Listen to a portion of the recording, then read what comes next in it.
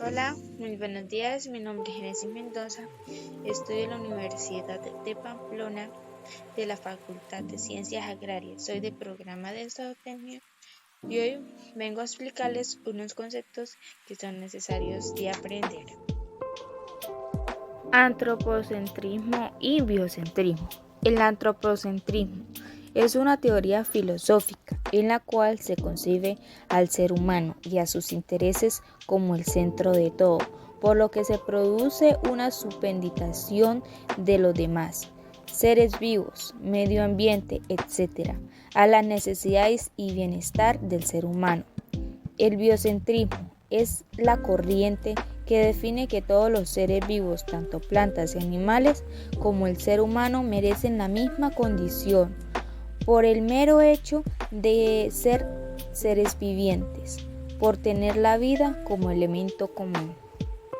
Derechos de la primera, segunda y tercera generación. En los derechos políticos y sociales, es decir, de la primera y segunda generación, el Estado reconoce a la ciudadanía esos derechos como parte de una visión individualista o individualizadora de la ciudadanía. En los derechos económicos, culturales y ambientales, conocidos como derechos de la tercera generación, se incluye el derecho a que los seres vivos gocen de condiciones sociales equitativas y de un medio ambiente sano y no contaminado. Se procura evitar la pobreza y el deterioro ambiental que impacta negativamente en la vida de las personas.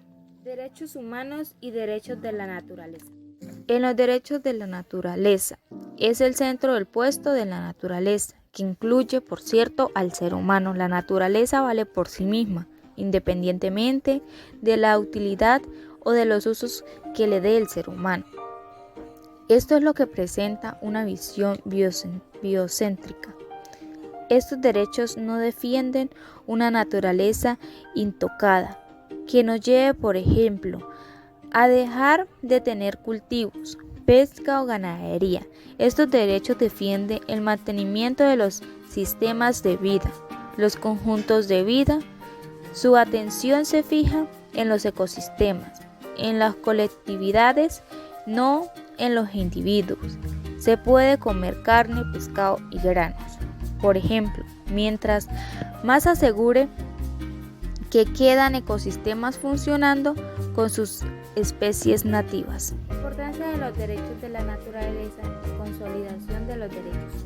A partir de la importancia de la naturaleza en el hecho de ser reinterpretada y revisada íntegramente, se debe reconocer como pilar para la construcción y desarrollo debido a la crisis provocada por la superación de los límites de la naturaleza. Por esto, se debe pensar en la necesidad de sustentabilidad, en la función a la capacidad de carga y resiliencia de esta. En concordancia con la importancia de la naturaleza, se debe reflexionar de los derechos de esta, con relación al afianzamiento de los derechos humanos.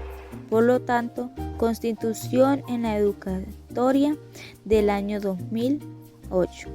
Al reconocer los derechos de la naturaleza, es decir, entender a la naturaleza como sujeto de derechos y sumarle derecho a ser restaurada, cuidada, si ha sido destruida. Se estableció un hito en la humanidad. Por igual trascendente fue la incorporación del término Pachamama como sinónimo de naturaleza, en cuanto a reconocimiento de plurinacionalidad e interculturalidad. Para concluir, el derecho, las instituciones y las políticas han evolucionado el derecho humano a la educación, trabajo, incorporado en la Declaración Universal de Derechos Humanos, exigió un prolongado proceso de debate y construcción.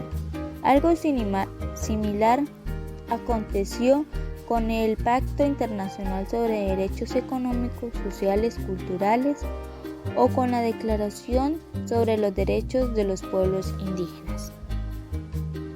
Bueno, Espero que les haya gustado y hayan recibido un buen conocimiento de estos conceptos. Gracias.